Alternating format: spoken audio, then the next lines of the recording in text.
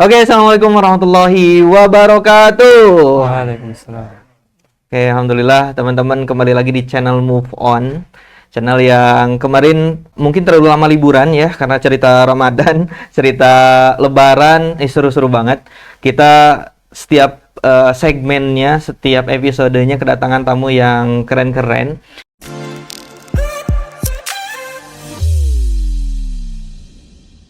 Dan kali ini gitu ya, saya meskipun hanya sendiri, tapi nanti akan saya spill ke teman-teman siapa yang jadi tamu pada hari ini, karena spesial banget. Saya agak banyak keganggu kemarin ketika banyak bermunculan di di timeline ataupun di Twitter yang hashtagnya tuh paling atas gitu ya, yaitu tentang UKT. Saya dari dulu kuliah gitu ya, tapi baru denger nih istilah UKT. Mungkin pas saya kuliah dulu nggak ada istilah UKT, mungkin sekarang ada istilah UKT gitu. Oke, dan UKT ini kemarin katanya mulai banyak perbincangan karena nilainya itu makin tinggi, makin nggak masuk akal, makin nggak ngotak gitu ya. Istilahnya kayak gitu, di luar nurul lah gitu ya. Atau itu udah masih relate atau enggak tuh ya bahasa itu. Tapi yang pasti tamu yang akan saya hadirkan pada hari ini kalau dari outfitnya sih kayaknya mahasiswa, asik. Mahasiswa ya, ini mahasiswa dari dua perguruan tinggi negeri yang ada di Indonesia. Insya Allah teman-teman juga mungkin bakal kenal. Nggak lama-lama lagi, saya langsung kenalkan Kang Amim sama Kang Nandang. Assalamualaikum Kang. Waalaikumsalam. Waduh. Ini dari wajahnya stres-stres gitu atau gimana nih? Betul Banyak sekali. beban tugas atau gimana? Betul sekali. Betul sekali. Ya. Semester akhir. Kang Amim dari kuliah di Universitas Pesantren Indonesia, UPI. Oh, pesantren. Pendidikan Indonesia. Katanya pesantren. Karena kalau nggak salah tagline-nya tuh leading on outstanding religious apa gitu ya. Bahkan lebih soleh dari UIN. Oke, kita buktikan ya anak UIN-nya, makanya saya hadirkan. Ada Kang bener ya, dari UIN ya? Dari UI Negeri. Oke. UI Negeri. Oke, masuk. UI itu kan kuning. Kok ini biru dongker? Ya. UI Universitas Islam Negeri. Universitas Islam Negeri. Oke. Jurusan apa Kang Amim? Kalau aku dari ilmu komputer. Ilkom. KPI. Apa? Komunikasi dan Penyiaran Islam. Oh, oke. Broadcasting gitu atau? Betul sekali. Broadcasting, terus menulis juga ada gitu. Berarti ini juga praktek nih. Bisa. Iya. Nanti dapat nilai lah dari dosen ya. Amin. Insyaallah. Saya pernah tampil di sini gitu. Saya pernah tampil di sini gitu. Ini channel YouTube-nya ini gitu ya. Follow ya teman-teman gitu. Oke sih. Kalian promosi. Oke. Kang, tadi tuh saya coba kenalin ke teman-teman bahwasanya ada bahasa UKT yang jujur secara pribadi pun saya baru 5 tahun ke belakang lah ya. Cuman boomingnya tuh sekarang ketika UKT-nya itu makin gak masuk akal. Dalam artian ya mungkin makin banyak mahasiswa yang protes, kemudian kampus itu udah kayak terlalu mahal gitu untuk orang-orang biasa. Nah, saya pengen tahu dulu nih, karena dulu pas saya kuliah tuh nggak ada istilah UKT. Sekarang tuh UKT itu apa gitu maksudnya? Oke. Nah, jadi UKT itu uang kuliah tunggal, akronim dari uang kuliah tunggal. Uang kuliah tunggal, siap. Nah, itu tuh adalah biaya kuliah yang wajib dibayarkan mahasiswanya, mana nominalnya itu ditentukan dari kemampuan mahasiswa, orang tua atau orang yang membiayainya itu. Dan itu tuh baru ada di tahun 2013. 2013. Oke, mulainya 2013. Biaya kuliahnya disesuaikan dengan penghasilan yang menanggung biaya, gitu ya kasarnya ya. Oke, kan kalau pas saya kuliah itu nggak ada istilah kayak gitu kan. Semua mahasiswa satu semesternya sekian, ya sama aja semuanya gitu. Semuanya kecuali rata. mungkin ada jalur beasiswa beda gitu ya. Ada jalur SNMPTN kalau dulu ya bahasanya, itu juga ada perbedaan dengan yang jalur umum mandiri gitu. Tapi kalau sekarang tuh disesuaikan kayak gitu. Gitu.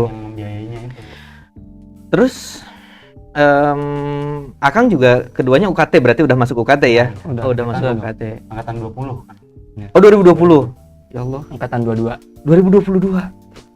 Aduh, Kenapa? saya angkatan 2011 Pak. Senior ya? Senior, senpai ya. Ya Allah, gak kerasa ternyata masih ada jurusan ada 2020, 2022. Gak kebayang sih kalau dulu ya udah 10 tahun berarti saya. Ya, 10-11 tahun. Kuliahnya ya, aduh ya Allah. udah lama meninggalkan dunia kampus soalnya gitu ya. Oke, balik lagi soal UKT. UKT itu diterapkan oleh kampus kan ya, Kang Nandang ya. Nah, kenapa berubah dari yang dulu bukan UKT kemudian jadi UKT? Kenapa kampus itu? Sedikit cerita ya. Mm-mm. Kan sebelum UKT itu sebenarnya ada lagi nama lainnya gitu. Apa? BKT namanya. Oh sebelum UKT? Biaya kuliah tunggal. Jadi kan UKT itu kan muncul tahun 2013 kan adanya gitu. Nah, sebelum UKT itu ada BKT, biaya kuliah tunggal. Nah, BKT ini itu sebenarnya biaya yang keseluruhan ya kegiatan di kampus itu di operasionalnya dibiayai oleh negara gitu. Full gitu ya. Full. Siap. Nah, sedangkan UKT itu tuh sebenarnya sebagian dari BKT tersebut gitu. Jadi rakyat ya atau orang mahasiswa itu diminta bayar sebagian. Nah, jadi sebagiannya lagi dibayar oleh negara gitu. Jadi BKT itu full dari negara. Betul. Kemudian ada istilah baru nih. Ya, UKT gitu. Supaya beban negara nggak terlalu berat gitu. Berkurang. Oke. Mulai masuk nih. Oke, kebayang. Berarti adanya UKT itu ternyata setidaknya mungkin meringankan beban negara gitu. Maksudnya gitu. Betul. Dan dibebankan ke rakyat gitu. Betul. Oke. Jangan kencang-kencang dulu, tahan. Tapi yang jadi pertanyaan saya tuh, kan dulu 2013 tuh ada UKT kan, atau BKT dulu, kemudian UKT. Kenapa sekarang jadi rame, Kang Amim? Nggak awal dulu ketika UKT muncul kemudian langsung rame gitu, enggak kan? Tapi rame ketika setelah COVID. Sebetulnya kemarin sebelum COVID juga udah agak-agak rame, cuman sekarang agak nggak masuk akal nih dari sisi biaya. Itu kenapa baru meledak sekarang tuh, kenapa tuh UKT itu? Kalau dari yang aku baca gitu, itu karena saat ini tuh ada kenaikan biaya UKT yang hampir semua universitas gitu, bahkan kampus aku juga kenaikan. Bahkan lebih dari 100% gitu ya. Berapa kali lipat gitu ya, 3 sampai 5. Waduh. Itu apa namanya? Karena ya naiknya tuh ada penyesuaian atau ada agar kampusnya lebih bagus dari sisi fasilitas atau apa sih? Kok bisa 3 sampai 6 kali lipat kayak gitu tuh? Apa ya? Jadi dari yang aku baca gitu ya, semua universitas ini sekarang lagi berlomba jadi PTNBH gitu. Perguruan tinggi berbadan hukum. PTNBH, Istilah baru perguruan tinggi. Baru lagi nih. Aduh, saya harus ingat nih. Apa tadi? berbadan hukum PTNBH. PTNBH. Jadi kan sekarang tingkatan PTN itu ada 3 gitu. Ada yang PTNBH tadi level tertingginya, kemudian ada PTNBLU gitu. Badan Layanan Umum loh, BLU, sama PTN Satker, Satuan Kerja. Nah, yang mana kalau Satker itu keuangan dan apanya ya, otonomi keuangan dan sumber dayanya itu lewat pemerintah dulu, masuk ke kas negara dulu gitu. Nah, kalau yang BLU tadi itu nggak seluruhnya diatur oleh PTN tersebut lah. Nah, kalau PTNBH tadi, PTNB ini itu full diatur, diotonomi oleh univnya sendiri. Gitu. Nah, dari yang aku tahu itu ya, jadi PTNB, kenapa pengen jadi PTNBH ya karena agar bisa mengatur keuangannya itu sendiri. Gitu. Jadi kalau belum PTNBH itu kan dana dari negara, gitu, dan yang mana itu kurang mencukupi gitu dari yang aku dengar. Bahkan untuk gaji dosen, operasional kampus dan sebagainya gitu. Kalau dengan PTNBH, jadi mereka bebas tuh pemasukan universitas dari mana aja gitu. Makanya kampus aku ada parkir bayar dan sebagainya gitu. Jadi Sekarang berbayar. sekarang berbayar. Walaupun baru mobil kalau Motor belum ya? Motor belum. Belum. Belum. Nggak tahu ya ke depannya Nggak gimana. tahu ya ke depannya ya. Di Win bayar nggak? Enggak. Enggak ya. Belum. Belum. Bisa jadi belum. Kan tadi ya apa PTNBH itu kampus itu seakan-akan berlomba mendapatkan income sebesar-besarnya. Itu mungkin ya kasarnya gitu. Iya, Jadi. gitu. Untuk operasional gaji dosen naik. Iya. Nggak tahu juga ya. Bisa. Oke, yang dosen yang nonton ini boleh pilih ya di komen apakah gaji dosen naik. Karena kan contohnya kampus yang udah PTNBH, apakah itu berdampak juga ke tunjangan dosen, gaji dosen atau fasilitas gitu kan, apakah lebih baik atau Kan ada yang aku baca UKT naik tapi fasilitasnya Sulit. sulit. Iya. Benar. Kampus elit tapi fasilitas sulit, Sulit, gitu. betul. kemana tuh duitnya gitu ya. Itu jadi pertanyaan juga ya, ketika kalau dulu itu mungkin biaya pendidikan itu dari negara full, sekarang diatur oleh kampus tapi banyak juga ya, itu yang mungkin buat kampus-kampus yang nonton ini, stakeholder yang ada di kampus mungkin ya perlu ada transparansi ataupun kejelasan kenapa mungkin UKT itu Tiba-tiba disesuaikan, naik, tiba-tiba naik 3 sampai 6 kali lipat, yang itu cukup memberatkan ya itu ya untuk beberapa banyak golongan ya. Dan itu mengagetkan mahasiswa, makanya kenapa meledak itu karena nggak ada obrolan ke mahasiswa gitu. Jadi tiba-tiba naik terus kalau ditanya kenapa ya, oh ini udah ditetapkan bulan Januari lalu atau sebenarnya gitu. Dia benar udah tok. Udah ketuk palu gitu, nggak ada bincang-bincang dulu gitu, nggak ada obrolan sebelumnya. Mahasiswa udah masuk, tiba-tiba UKT naik. Ya. Oh gitu. Jadi berasa dijebak gitu loh. Bukan pas awal masuk, bukan. Karena harusnya dikasih tahu dulu Harusnya gitu ya. kan. Betul. Ketika masuk sekian, tiba-tiba pas udah di kampus UKT naik. Ya. Dan mungkin ya itu informasi yang kemudian meledak itu salah satunya kurang komunikasi aja mungkin ya antara mahasiswa dan pihak kampus. Perlu kejelasan aja sebenarnya mahasiswa ya. Tapi saya menggelitik juga ketika berbicara tentang biaya kuliah. Jadi udah di spill dari negara, sebagian dari negara ataupun sekarang kelola full oleh kampus. Ini ada tayangan dari minggu lalu kalau nggak salah, ini dari kementerian pokoknya dari pihak ya, sekretaris Kemendikbud kalau saya nggak salah, Dirjen Kementerian Kebudayaan ya, Kementerian Pendidikan dan Kebudayaan gitu ya. Kemendikbud, oke. Ristek. Kemendikbud Ristek. Ya, Dikti. riset. Enggak. Benar gak sih? Jadi ada pertanyaan, nih contohnya kita lagi nonton video gitu ya, nanti ditayangin di tappingnya videonya udah tahu kan? Udah. Oke. Jadi itu bahwasanya kata Kemendikbud itu kuliah itu kebutuhan tersier dan maka bebannya ya dikembalikan ke mahasiswa, ke masing-masing atau ke orang tua atau yang kuliah. Nah itu tuh tontonan dari nah itu video dari itu pernyataan dari Kemendikbud terkait dengan biaya kuliah yang naik gitu kata. Nah nih kuliah itu kebutuhan tersier yang wajibnya itu cuma 9 tahun. Gimana Anda? Wah, tanggapannya nih.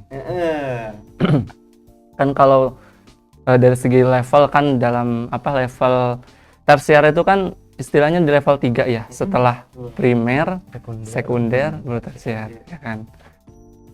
Ya kalau kita lihat ya dari landasan konstitusional Indonesia, apa itu Undang-Undang Dasar ya 1945, itu kan di pembukaannya itu kan tertera tujuannya itu kan untuk mencerdaskan kehidupan bangsa itu ya. Mencerdaskan kehidupan bangsa.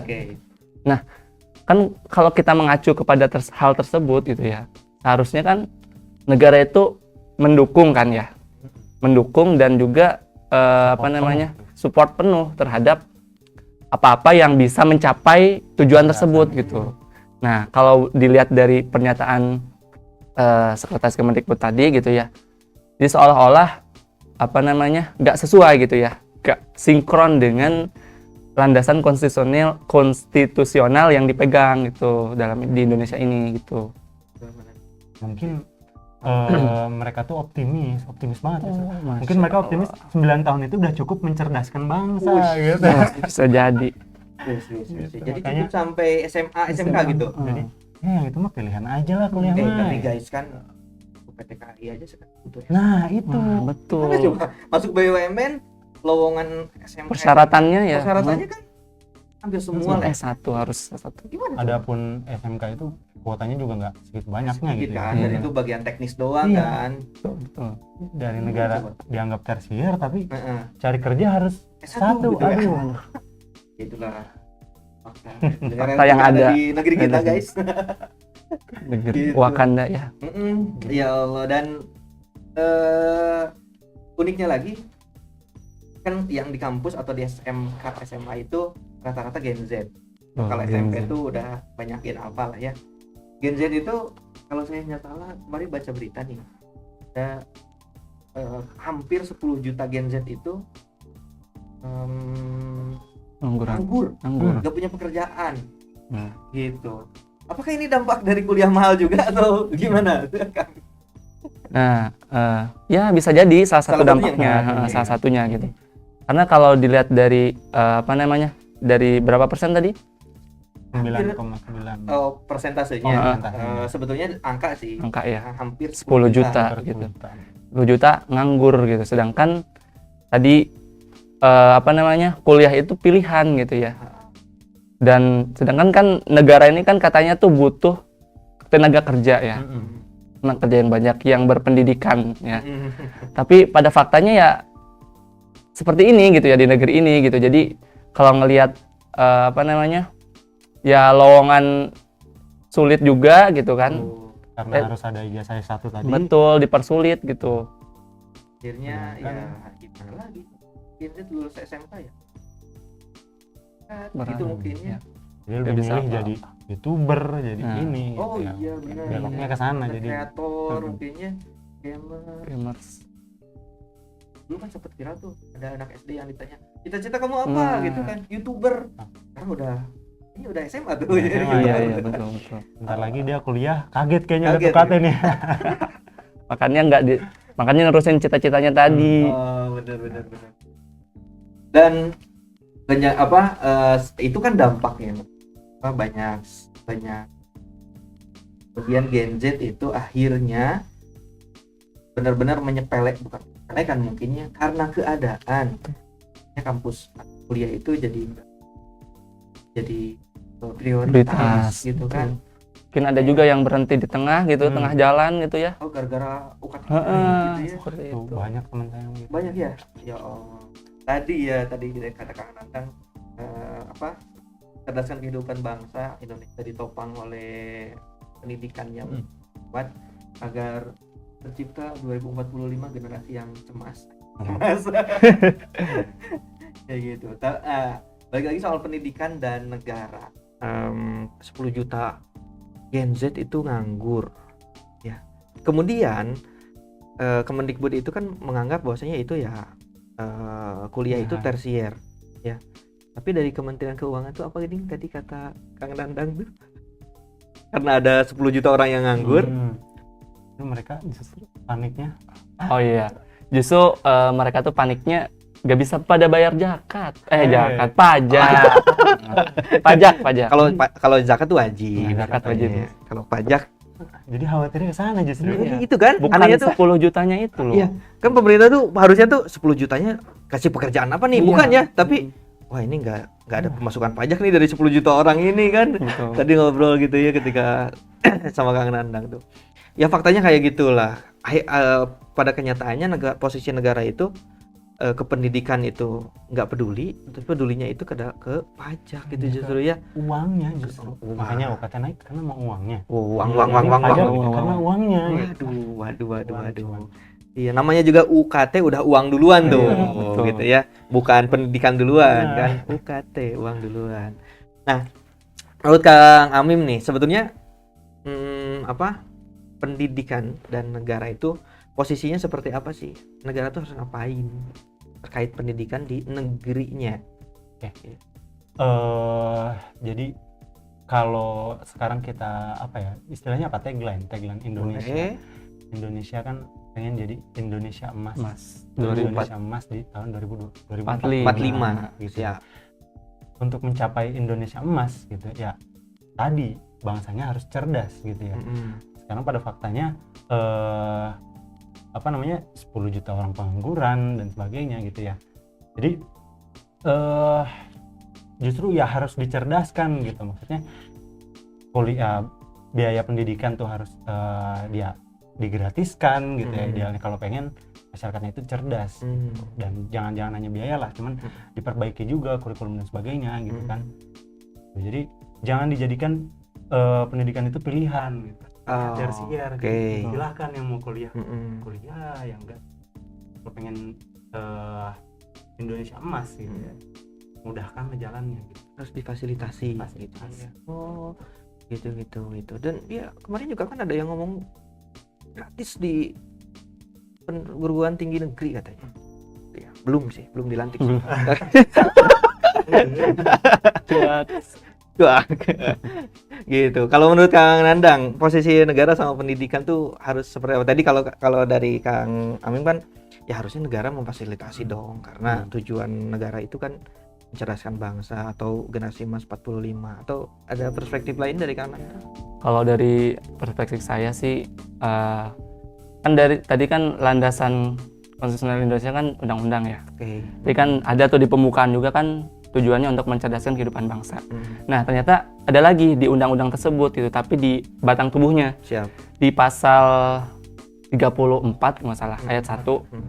Itu tuh isinya itu kurang lebih fakir miskin dan anak-anak telantar itu di tanggung jawab negara gitu. Oke. Nah, jadi kalau kita kaitkan dengan konteks ini gitu ya, berarti kan pendidikan pun juga harus jadi tanggung jawab negara dong.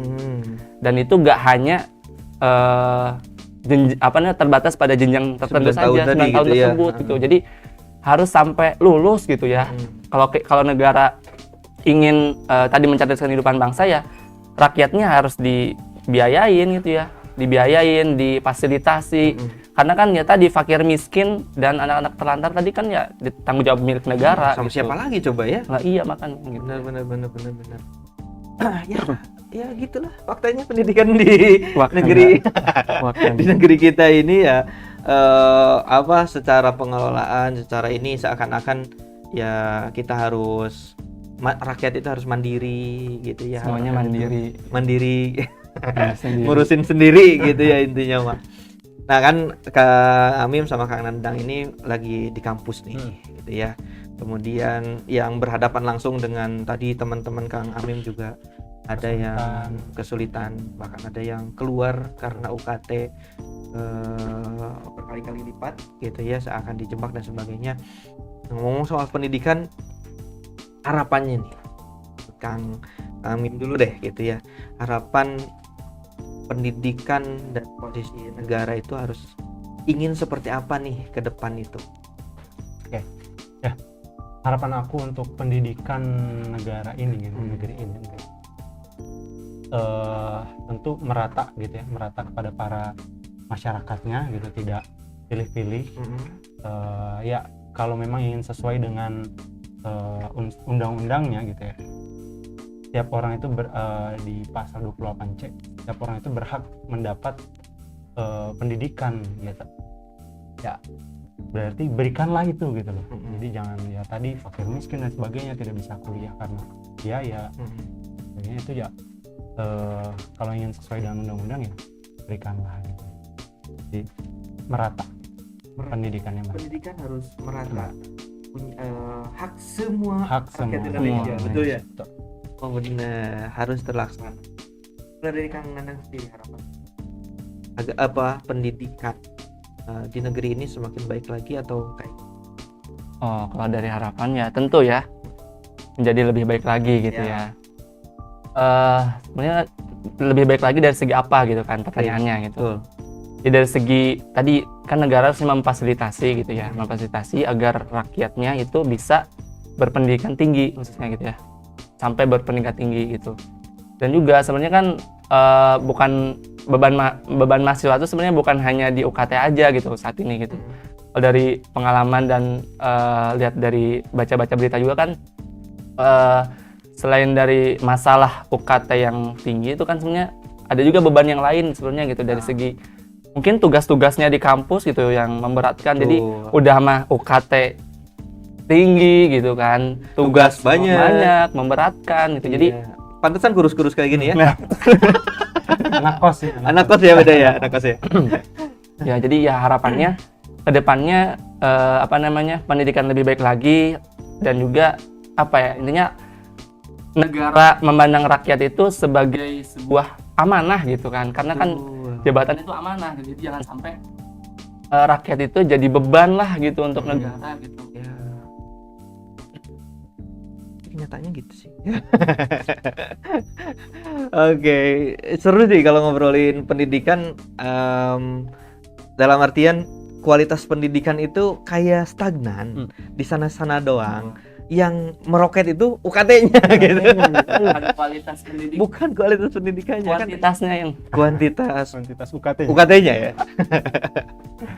Gitu. Bahkan kampus-kampus ya, terakhir saya silaturahmi sama dosen-dosen saya dulu gitu ya. Bahkan banyak-banyakan mahasiswa, dan semakin banyak mahasiswa UKT semakin banyak gitu. Income kampus semakin banyak katanya. Jadi yang masuk ke kampus itu benar-benar dipilih-pilih gitu ya, benar-benar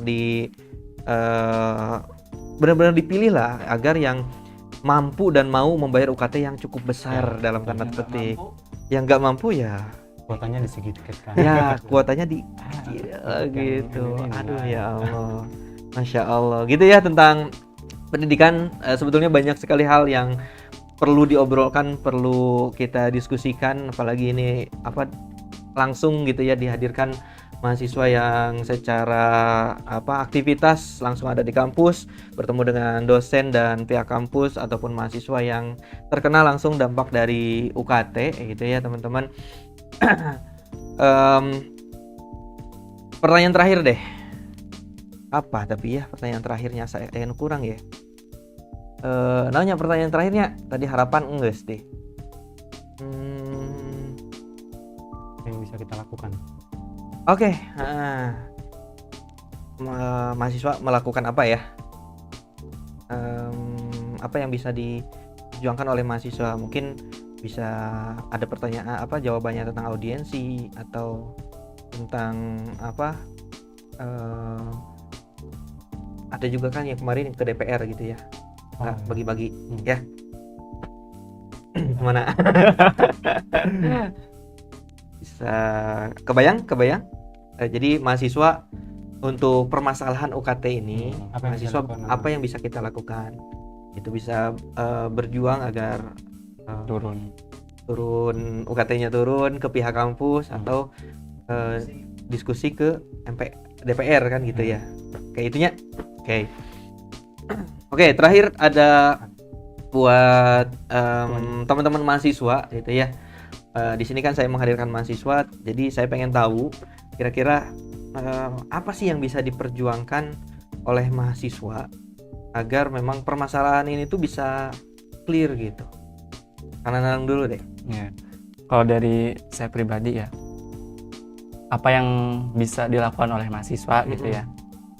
Ya sebisa mungkin mahasiswa tuh terus berusaha gitu. Jadi jangan merasa bahwa UKT saya aman, yang lain nggak mikirin orang lain. Jadi jangan individualis lah istilahnya gitu. Jadi ya yang bisa kita lakukan ya, meskipun kita yang tidak terkena imbasnya gitu ya, tidak naik, ya terus bersuara gitu kepada pemerintah gitu, kampus, pemerintah gitu. Dengan memanfaatkan ya bisa berdiskusi ya di kampusnya atau juga dengan melalui media sosial gitu. Jadi intinya tetaplah bersuara gitu, karena kan mahasiswa itu kan agent of change yang dari dulu katanya Tuh, gitu ya. katanya Agen ya, perubahan katanya gitu. ya. Seperti itu. Tapi kan apa bersuara di media sosial kemarin juga di polisi. Waduh. Ya, Akunnya katanya bukan orangnya. mahasiswanya. Ya. Akunnya katanya. Kan akun punya orang ya. Ah. Udah lah, skip lah. Dari Kang Amim deh, apa Gitu, mahasiswa bener. bisa apa yang Apa yang bisa dilakukan? dilakukan? Ya tadi sebenarnya terus bersuara gitu. Salah satunya tadi ke media sosial gitu. Betul. Kenapa?